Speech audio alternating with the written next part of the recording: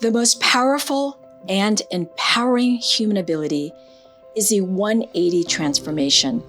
Courage, introspection, humility, suffering, and gratitude are all shared in the emotional arc of every 180 story.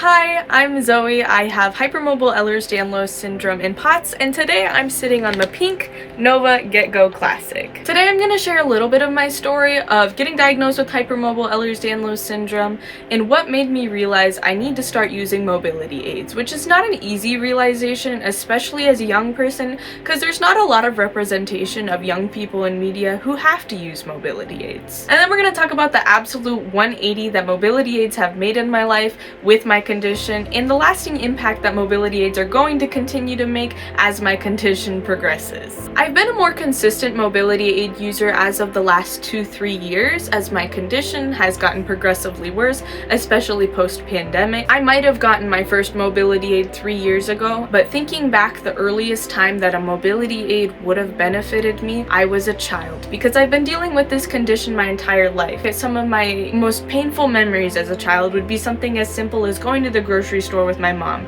and coming back sobbing, crying because my legs and my ankles and my feet were hurting so badly. Little did I know they were subluxing and dislocating because of my condition. A mobility aid would have helped little Zoe, and I owe it to her to help her now. And no two mobility aid user stories are going to be the same. I was born with a genetic condition that is going to progress with me as I get older, so mobility aids are going to be a forever thing for me. Your story might be different, and diagnosis or not, if you are coming to the realization that a mobility aid may help you in your day-to-day life, whether it be for fatigue or pain management or what have you, the biggest hurdle that stands between you and a life of more independence and painlessness will be yourself. It will be that initial fear of becoming a mobility aid user, but I promise you, as somebody who's made it and is on the other side, the pain relief I receive from my mobility aids, it's so much more worth it. But there was a point in time, and I know a lot of younger mobility aid users can relate to this, where I had a cane in my possession, but I didn't use it out in public nearly as much as I should have been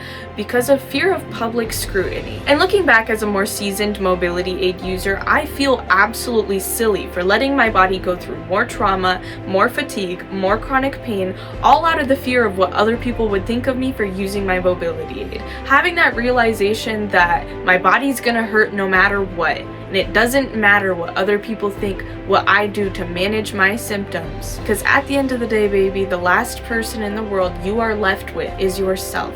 And how you treat yourself and how you accommodate your body for your needs is going to directly represent how you feel on the inside and out. And thank you for listening to my story. Inspiration has no boundaries or borders. They can connect us in miraculous ways and spark the course of someone else's 180 story.